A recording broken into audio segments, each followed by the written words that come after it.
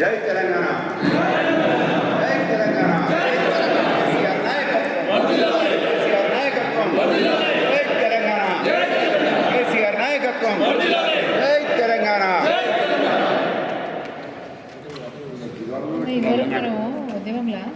Media సమావేశానికి ముఖ్య అతిథిగా విచ్చేసినటువంటి గౌరవనీయులు ప్రభుత్వ విధులు ఆలేరు మాజీ శాసనసభ్యులు గారికి,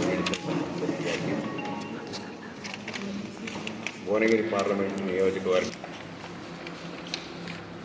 సరే ఉద్దేశం ఏందో మేడం గారు చెప్పారు, మల్లేష్ గారు చెప్పారు. కానీ నేను ఒక్కటి రెండు విషయాలు మాత్రం ఈ సందర్భంగా చెప్పదలుచుకున్నాను.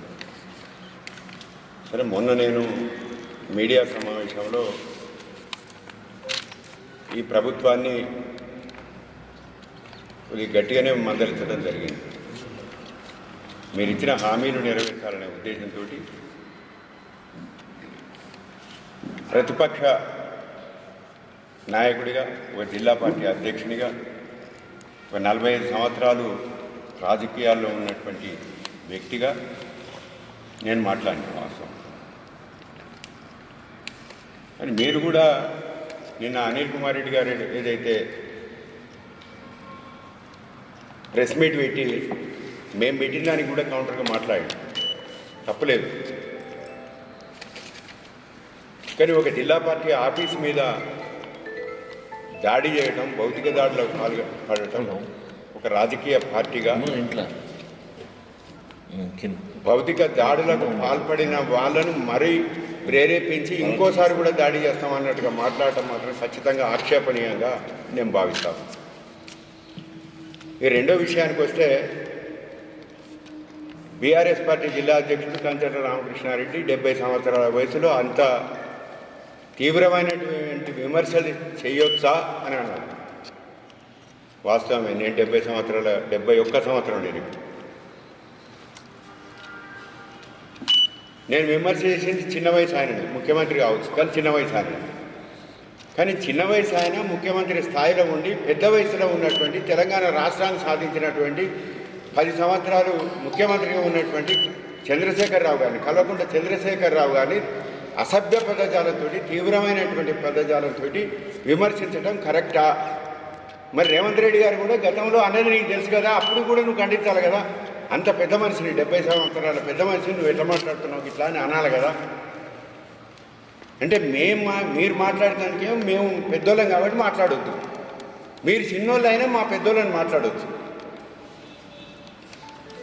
రేవంత్ రెడ్డి గారి మీద మీకు ఎంత గౌరవం ఉందో, ఎంత నమ్మకం ఉందో మాకు తెలియదు. కానీ చెప్పు, మేము ఒక ఉద్యమ కార్యకర్తలుగా కేసీఆర్ గారి మీద సంపూర్ణ విశ్వాసం ఉంది. మా నాయకుడిని ఎవ్వరొక్క మాట అన్నా తట్టుకునే శక్తి మాకు లేదు. మా నాయకుడిని ఎవ్వరన్నా కానీ మేము తట్టుకునే శక్తి లేదు. ఒక్కటంటే 100 అంటాం, 1000 అంటాం, 1,00,000 అంటాం, 10 లక్షలు అంటాము. కేసీఆర్ గారిని ఎవ్వరన్నా కానీ దాన్ని సహించేది లేదు.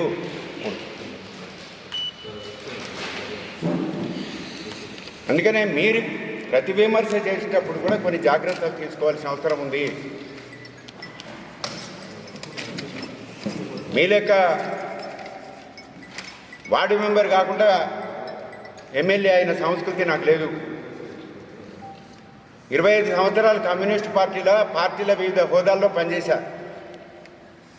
1995 నుంచి మొన్నటి దాకా ఇదే కాంగ్రెస్ ప్రభుత్వం వచ్చినాక అవిశ్వాసం పెట్టి నా కొడుకును సింగిల్ విండో చైర్మన్ దించినాక నేను single window chairman, single window కూడా ఎన్నిక కానటువంటిది అని మాట్లాడినా. 30 సంవత్సరాలు సుదీర్ఘంగా మోత్కూరు సింగిల్ విండో చైర్మన్ చేసిన నేను. 14 సంవత్సరాలు సుదీర్ఘ పోరాటం చేసిన తెలంగాణ రాష్ట్రం కోసము.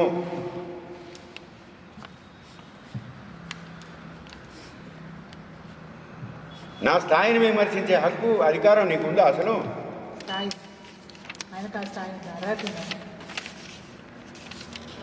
నా రాజకీయ జీవితం గురించి, నా గురించి మాట్లాడే అర్హత ఉందా నీకు?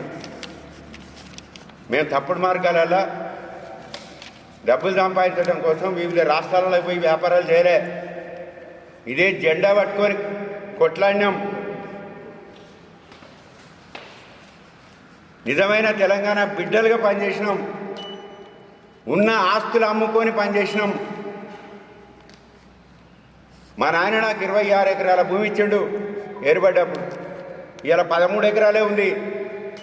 ఆస్తులు గోడగొట్టుకొని ఉద్యమం కోసం పనిచేసినాం, పార్టీ కోసం పనిచేసినాం, పార్టీ కార్యకర్తల కోసం పనిచేసినాం, ప్రజల కోసం పనిచేసినాం. మా నాయకుడు ఏ సూచన చేసిండో ఆ సూచనలలో పనిచేసినాం. అందుకనే భువనగిరి శాసనసభ్యులు అనిల్ కుమార్ రెడ్డి గారు కూడా మాట్లాడేటప్పుడు ఎదుటి వాళ్ళ మీద విమర్శలు చేసేటప్పుడు నాదేంది అనుకొని కూడా విమర్శ చేయాలి. మేము ఖచ్చితంగా అంటాం, మా కేసీఆర్ను ఎవ్వరన్నా మేము ఖచ్చితంగా అంటాము. మళ్ళీ ఒకసారి కూడా చెప్తున్నాను, ఇందులో ఎటువంటి సందేహం లేదు, ఎటువంటి అనుమానం లేదు. మా దేవుడు,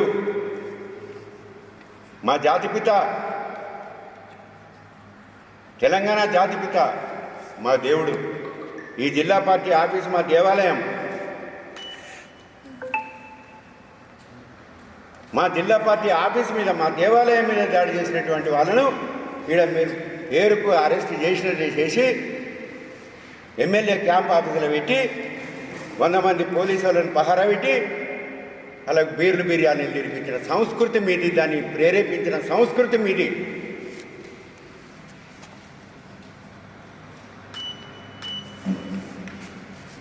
అందుకనే దయచేసి ఎవ్వరు కూడా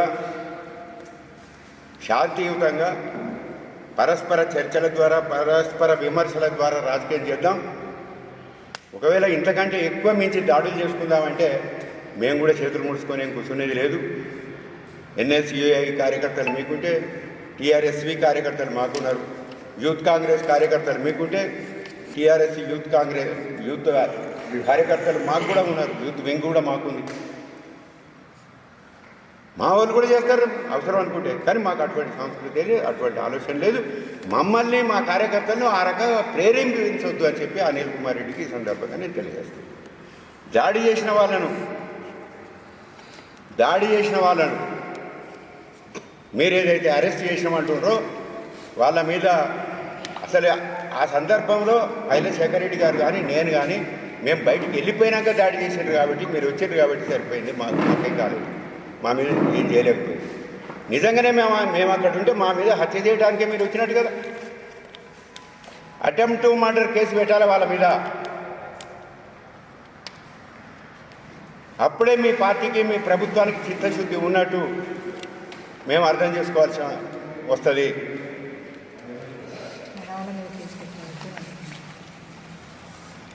మా వాళ్ళు పోయి ఇక్కడ ఆఫీస్ మీద దాడి చేసిండ్రని చెప్పి అక్కడ పోలీస్ స్టేషన్లో పిటిషన్ ఇచ్చి ఆడ కాసేపు ధర్నా చేస్తే మా వాళ్ళ మీద కేసా. పోలీసు యంత్రాంగం కూడా మీరు నిజాయితీగా పనిచేస్తురా, చట్టానికి లోబడి పనిచేస్తురా? మీరు ఎన్ని రోజులు ఉంటారు రేవంత్ రెడ్డి కింద? రేవంత్ రెడ్డి ముఖ్యమంత్రి ఎన్ని రోజులు ఉంటాడు? అనిల్ కుమార్ రెడ్డి భువనగిరి ఎమ్మెల్యేగా ఎన్ని రోజులు ఉంటాడు? మళ్ళీ మీ ఉద్యోగ బాధ్యతలు నిర్వహించాలి కదా. కాంగ్రెస్ పార్టీకి, టీఆర్ఎస్ పార్టీకి కక్ష సాధింపు చర్యలు ఉంటే ఆ భాగం వేరు.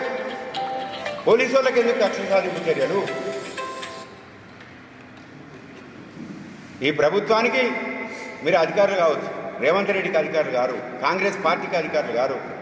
ఏ పార్టీకి గులాంగిరి చేయాల్సిన అవసరం ఒక పోలీసు వ్యవస్థ కాదు, ఏ ప్రభుత్వంలో ఉన్నటువంటి ఏ వ్యవస్థకు కూడా అవసరం లేదు. చట్టబద్ధంగా, న్యాయబద్ధంగా పనులు చేయాలి. అధికారంలో ఉన్న వాళ్ళు ఏం చెప్తే మేము అదే చేస్తామనుకుంటే తప్పు.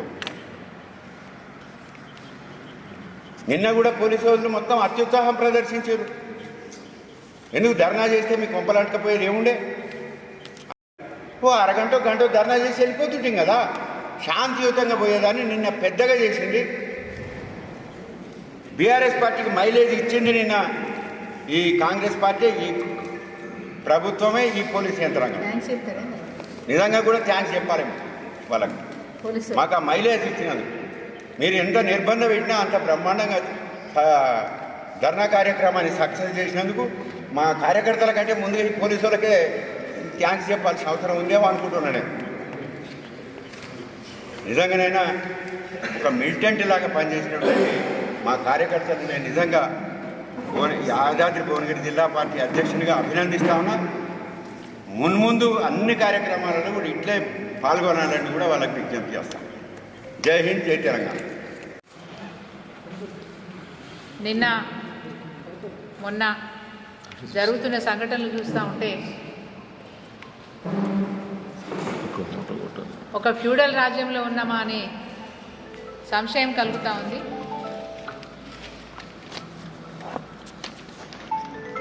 ఈ రాష్ట్రంలోకి ఒక ఫ్యూడల్ వ్యవస్థ వచ్చిందనే అర్థం వచ్చే విధంగా ఈ 2 రోజులుగా జరిగిన పరిణామాలు చూస్తుంటే అర్థమవుతా ఉంది. ప్రజాస్వామ్యాన్ని పక్కకు పెట్టి నేనే నియంత్రణ అనే పోకడుతోని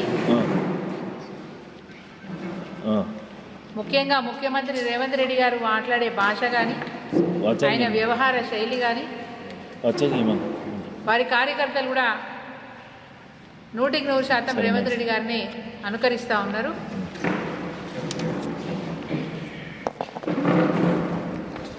ప్రజాస్వామ్యంలో ప్రభుత్వాలు ఏదైనా తప్పు చేసినప్పుడు ప్రతిపక్షాలు అడగడం అనేది ఆనవాయితీ. తప్పులుంటే సరిదిద్దే పరిస్థితి. మంచి చేస్తే మంచి, చెడు చేస్తే ఆ చెడును దిద్దుకోమని చెప్పే ఆనవాయితీ ప్రజాస్వామ్యంలో హక్కు, ప్రతిపక్షాల హక్కు.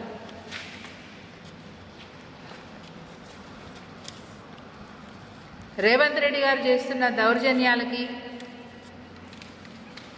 అక్రమంగా అనేక మంది మీద కేసులు పెట్టి బీఆర్ఎస్ పార్టీని అణిచివేయాలని చేస్తున్న ప్రయత్నం అంతా ఇంత కాదు.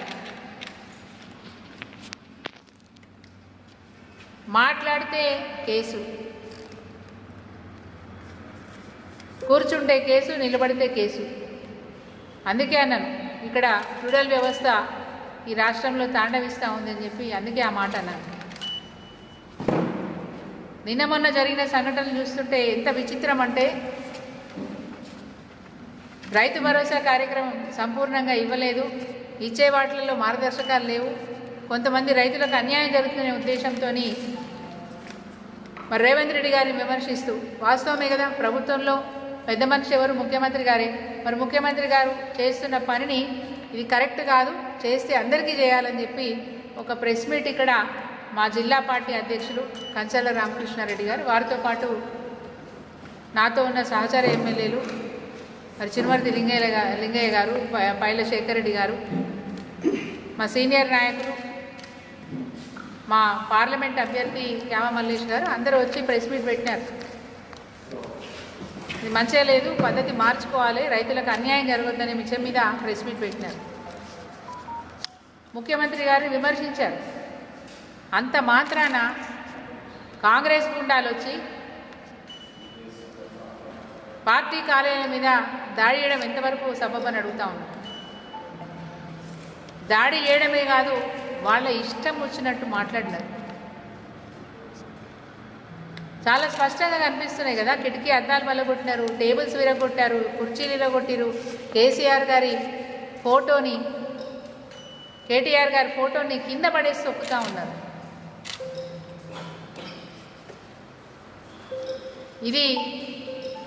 ఈ విషయాన్ని ఖండిస్తూ, ఎందుకంటే పోలీసు వాళ్ళు కూడా బాజాప్తా ఈ సంఘటన జరగకంటే ముందే ఇక్కడికి భువనగిరి ఎస్ఐ గారు, వారితో పాటు ఒక 2-3 కానిస్టేబుల్స్ కూడా వాళ్ళకంటే ముందే చేరుకున్నారు. చేరుకొని ఇక్కడ ఉన్న నాయకులకు అడిగిరట, ఏమైంది, కాంగ్రెస్ వాళ్ళు వస్తున్నారని తెలిసింది, మాకు వచ్చిరా అని అడిగి, మరి తెలిసిన వాళ్ళు, తెలివికల్లోళ్ళు గేట్ దగ్గరనే గేట్ క్లోజ్ చేసి పోలీసు వాళ్ళు అక్కడ నిలబడాలి. వాళ్ళు కూడా పార్టీ కార్యాలయంలోకి వచ్చి ఏం జరగలేదా అని తమాషా చూస్తుండగానే కాంగ్రెస్ పార్టీ గుండాలు వచ్చి ఇక్కడ విధ్వంసం చేస్తూ ఉంటే ఒక కానిస్టేబుల్, వీడియోలో చూసినాను, కానిస్టేబుల్ వీడియో తీస్తూ ఉన్నాడు. ఒక కానిస్టేబుల్ వీడియో ఆపట్లేదు, వాళ్ళని ఎక్కడ కూడా ఆపట్లేదు, వీడియో తీస్తూ ఉన్నారు. తమాషా చూస్తున్నారు పోలీసు వాళ్ళు కూడా. ఈ విధంగా దాడి జరిగింది కాబట్టి తప్పకుండా నిరసన కార్యక్రమం చేద్దాము. మనమందరం కూడా డీసీపీ గారి దృష్టి తీసుకుపోదాము. ఈ విధంగా కాంగ్రెస్ గూండాలు వచ్చి పార్టీ ఆఫీస్లో మరి విధ్వంసం సృష్టించినారు. కార్యాలయంలో ఒక దమనకాండనే జరిగిందని డీసీపీ దృష్టికి తీసుకెళ్లాలనే ఉద్దేశంతో నిన్న మేము నిరసన కార్యక్రమం పెట్టుకున్నాం. విచిత్రం ఏంటంటే డీజీ గారే ఇన్వాల్వ్ అయిన ఇందులో భయం పట్టుకుంది. వాళ్ళకు ఇంటెలిజెన్స్ రిపోర్ట్ వచ్చింది. బీఆర్ఎస్ పార్టీ శ్రేణుల తెరువుపోతే, బీఆర్ఎస్ పార్టీ కార్యకర్తలు కనుక ఉగ్ర రూపం దాలిస్తే ఆగమైపోతుంది భువనగిరి అని చెప్పి ఇంటెలిజెన్స్ రిపోర్టు తెప్పించుకున్న డీజీ గారే స్వయంగా నిన్న భువనగిరిని ఎవరు తాకొద్దు, నిరసన కార్యక్రమంలో ఎవరు పాల్గొనొద్దని చెప్పి ఈ జిల్లాలో గ్రామానికి పోలీసులను పంపి బీఆర్ఎస్ నాయకులను ఎక్కడికక్కడ అరెస్ట్ చేశారు, హౌస్ అరెస్ట్ చేశారు. లీడర్లను, కార్యకర్తల్ని బయటికి రాకుండా ఎక్కడిదక్కడ వాళ్ళ పనులకు కూడా పోకుండా ఎక్కడిదక్కడ హౌస్ అరెస్ట్ చేసి కొందరిని పోలీస్ స్టేషన్ తీసుకొచ్చి కేసులు కూడా రాసినారు. అంటే దీన్ని బట్టి స్పష్టంగా అర్థమయ్యేది ఏంటంటే బీఆర్ఎస్ పార్టీ ఒక కార్యక్రమాన్ని తీసుకుంటే ప్రభుత్వం వెన్నులో వణుకు పుడుతుంది. ఆ వణుకే నిన్నటి కార్యక్రమం. నిన్న ఎక్కడికక్కడ రాచకొండ కమిషనరేట్లో ఉన్న బలగాన్ని, పోలీస్ బలగాన్ని 6,000 మందిని ఉపయోగించినారు. దాదాపు 6,000 మంది బలగాన్ని, అటు ఏఆర్ పోలీసులను ఇటు లా అండ్ ఆర్డర్ పోలీసులను 6,000 మంది బలగాన్ని మరి రాచకొండ కమిషనరేట్లో నిన్న నిర్బంధాలు. అంటే ఈరోజు టీఆర్ఎస్ పార్టీ అంటే ఎలాంటిదో ఈ నిప్పును ముట్టుకుంటే, బీఆర్ఎస్ పార్టీ నిప్పును ముట్టుకుంటే చేయగలుగుతుందని అర్థమైంది. కాబట్టి నిన్న అంత జాగ్రత్తలు తీసుకున్నారు. ఏదేమైనప్పటికీ కూడా ఒక నిరసన కార్యక్రమం కూడా తెలిపేంత అవకాశం లేని పరిస్థితిలో ఈరోజు ఈ ప్రభుత్వం, ఈ రాష్ట్రం ఉన్నదనేది బట్టబయలైంది. నిన్న మా ఇండ్ల వద్ద కూడా 5-6 పోలీసులు ఉదయం 4 గంటలకు వచ్చి కూర్చుంటే మధ్యాహ్నం 3 గంటల వరకు, 4 గంటల వరకు కూడా ఇంటి దగ్గరనే హౌస్ అరెస్ట్. ఇంత భయం. కాంగ్రెస్ గుండాలారా, మీకు ఒక్కటే మాట చెప్తున్నా, మీరు 10 మంది కాదు, మేము కన్నెర్ర చేస్తే 70 లక్షల మంది కార్యకర్తలు ఉన్నారు టీఆర్ఎస్ పార్టీలో. 70 లక్షల మంది ఉన్నారు. వాళ్ళు ఒక్కసారి బయటకు వస్తే బిడ్డ పొట్టు చేస్తారు మిమ్మల్ని. మీరేమో అనుకుంటున్నారు అధికారం ఉంది కదా అని అహంకారం ప్రదర్శిస్తూ ఉన్నారా? ఏంది మీది అహంకారమా? ఎన్ని రోజులు ఉంటారు అధికారంలో? ఇంకో 4 ఏళ్ళు ఉంటారు. మరి 10 ఏళ్ళు బీఆర్ఎస్ పార్టీ అధికారంలో ఉన్నప్పుడు ఎక్కడైనా చిన్నపాటి సంఘర్షణ జరిగిందా? ఎక్కడన్నా కాంగ్రెస్ పార్టీ వాళ్ళని ఇబ్బంది పెట్టిన సంగతులు జరిగినాయా? బీఆర్ఎస్ పార్టీ అధికారంలో ఉన్నప్పుడు పాలన ఎట్లా ఉండే? శాంతి భద్రతను కాపాడింది కదా బీఆర్ఎస్ పార్టీ ప్రభుత్వం. ఈరోజు ఏం జరుగుతుంది? అడుగడుగున విధ్వంసమే. మాట్లాడితే కేసులు, మాట్లాడితే అరెస్టులు, లేకుంటే జైళ్ళ పాలు చేసు. ఇదే కదా మీరు పెట్టే బాధ. భూ కబ్జాలు చేస్తారు, బలవంతంగా భూములు లాక్కుంటారు, ఈయనన్నోని తీసుకుపోయి పోలీస్ స్టేషన్లు వేస్తారు, అవసరమైతే జైళ్ళల్లో కూడా నెలలు పెడతారు. ఇది ఈ రాష్ట్రంలో జరుగుతున్న కాంగ్రెస్ పాలన. నిజంగా కూడా దురదృష్టకరం. ఈరోజు ప్రజాస్వామ్య దేశంలో ఉన్నామా లేకుంటే ఇంకెక్కడున్నామనే అనుమానం కూడా కలుగుతా ఉంది. ఇది మళ్ళీ రిపీట్ అయితే మేమెవ్వరని చెప్పక్కర్లే, మా సైన్యం కనుక కన్నెర్ర చేస్తే కాంగ్రెస్ పార్టీ వాళ్ళు అనుకుంటున్నారేమో ఈరోజు మేము గొప్ప పని చేసినాం, బీఆర్ఎస్ పార్టీ ఆఫీస్కి వెళ్ళి మేము దాడి చేసినామని చెప్పి అనుకుంటున్నారేమో. బిడ్డ, మీ ఇళ్లలో కొంచెం బయటికి వెళ్ళకుండా చేస్తారు. బీఆర్ఎస్ పార్టీ కనుక ఉగ్రరూపం దాలిస్తే మీ ఇళ్లలోంచి మీరు గడప కూడా దాటరు. జాగ్రత్త. కాంగ్రెస్ పార్టీలో నాయకులు మాత్రమే ఉంటారు, ఆ నాయకులలో వర్గాలు కూడా ఉంటాయి. కానీ బీఆర్ఎస్ పార్టీ ఐకమత్యంగా ఉంటుంది. బీఆర్ఎస్ పార్టీలో నాయకులు మాత్రమే కాదు, కార్యకర్తలు ఉంటారు. 70,000 మంది కార్యకర్తలు, 70 లక్షల మంది కార్యకర్తలే ఉన్నారు. పొట్టయితారు బిడ్డ, మీరేమో అనుకుంటున్నారు. మంచికి మంచే మీరు మర్యాదగా ప్రజాస్వామ్యబద్ధంగా నడుచుకుంటే మంచిది. మీరు ఇట్లాంటి పనులు చేస్తే మాత్రం పొట్టు చేస్తే మిమ్మల్ని ఊరుకునే ముచ్చట లేదని చెప్పి హెచ్చరిస్తూ ఉన్నాం. పైగా నిన్న దురదృష్టం ఏంటంటే స్థానిక శాసనసభ్యులు అనిల్ కుమార్ రెడ్డి గారు ఆయన గొప్ప మాటలు మాట్లాడతారు. మళ్ళీ చేస్తారండి దాడులు. ఎందుకు చేస్తారండి మీరు మళ్ళీ దాడులు? బుద్ధి ఉండాలి. మీ పార్టీ నాయకులు బీఆర్ఎస్ పార్టీ కార్యాలయం మీద దాడి చేస్తే మీకేం అవసరం అని అడిగేది పోయి మళ్ళీ చేస్తారని చెప్తా ఉన్నారు. అనిల్ కుమార్ రెడ్డి గారు, మీరు ఇంకొకసారి ఈ మాట మాట్లాడితే, పొరపాటున మాట్లాడినరో, ఆవేశంలో మాట్లాడినరో, ఆలోచన రహితంగా మాట్లాడినరో, ఎట్లా మాట్లాడినరో కానీ మీరు ఇలాంటి మాటలు మాట్లాడితే పోలీసులు నిన్న నిర్బంధాలు మా మీద ప్రయోగించినారేమో కానీ భవిష్యత్తులో బీఆర్ఎస్ పార్టీ అనుకుంటే, ఒక కార్యకర్త దలుచుకుంటే నువ్వు రోడ్ల మీదకి రాలేని పరిస్థితి వస్తుంది. ఎమ్మెల్యేగా ఇక్కడ ప్రజలు అవకాశం ఇచ్చినారు మీకు. అభివృద్ధి గురించి ఆలోచించండి. శాంతియుత వాతావరణం భువనగిరిలో ఉండే విధంగా ప్రయత్నం చేయండి. గతంలో భువనగిరి అంటే ఒక భయాందోళన ఉండే. పైలశేఖర్ రెడ్డి గారు ఇక్కడ శాసనసభ్యుడిగా ఉన్నప్పుడు కేసీఆర్ గారి సహకారంతో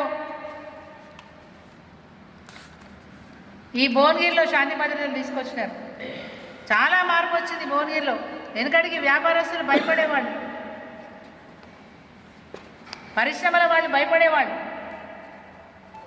ఒక 7-8 ఏళ్ళుగా ఈ భువనగిరి శాంతియుత వాతావరణంలో ఉంది. మళ్ళీ మీరు అలాంటి భయాందోళనకు గురి చేసే ప్రయత్నమే చేస్తే ఇక్కడ ప్రజలు, ఇక్కడ బీఆర్ఎస్ పార్టీ కార్యకర్తలు కన్నెర వేస్తే అనిల్ కుమార్ రెడ్డి గారు మీకు కూడా ఇబ్బందికరమైనటువంటి పరిస్థితులు ఎదురైతాయి. ఇది మంచి పద్ధతి కాదు.